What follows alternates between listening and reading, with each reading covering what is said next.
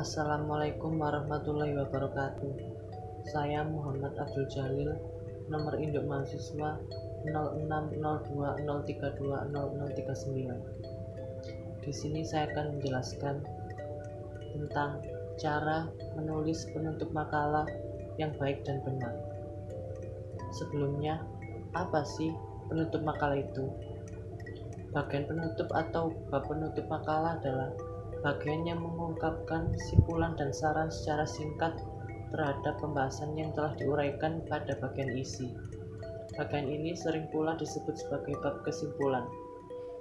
Pada bagian kesimpulan, kamu harus menuliskan kesimpulan secara menyeluruh atas pembahasan atau isi dari makalah.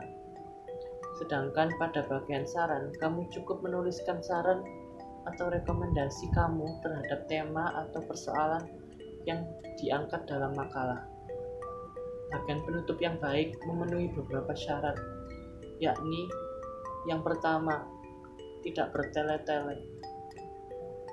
Bagian penutup yang baik dan benar kiranya tidak memakan banyak halaman. Idealnya bagian penutup adalah 1 halaman. Bila pada bagian pembahasan atau isi cukup panjang, maka maksimal bagian penutup hanya boleh 2 halaman. Alasan utama mengapa bagian penutup harus tidak bertele-tele dan jumlah halamannya maksimal 2 dikarenakan bagian ini merupakan kesimpulan akhir dari hasil pembahasan atau isi dan menjadi jawaban atas tujuan yang telah disampaikan pada bagian pendahuluan. Kesimpulan yang dituliskan dalam bagian penutup harus to the point. Hal itu untuk mempermudah pembaca memahami hasil dari penelitianmu dalam makalah. Adapun kamu harus memilih hanya bagian penting dari pembahasan dan tidak perlu menjabarkan hal lain di bagian penutup. Yang kedua, fokus merangkum isi makalah. Kesalahan yang sering dilakukan saat menuliskan bagian penutup ialah tidak fokus merangkum isi makalah. Hal tersebut sering terjadi karena penulis tidak paham apa yang harus dituliskan pada bagian penutup tersebut. Padahal, pada bagian penutup kamu hanya harus fokus menyampaikan kesimpulan dari isi makalah. Untuk itu, kamu harus melihat poin-poin data temuanmu dari bagian pembahasan. Dengan begitu, penulisan bagian penutup tidak akan sulit dan mudah dilakukan. Yang ketiga, memberikan saran yang sesuai dengan tema masalah. Subbagian saran pada bagian penutup memang sering dianggap remeh. Akhirnya, saran yang dituliskan menjadi melebar kemana-mana.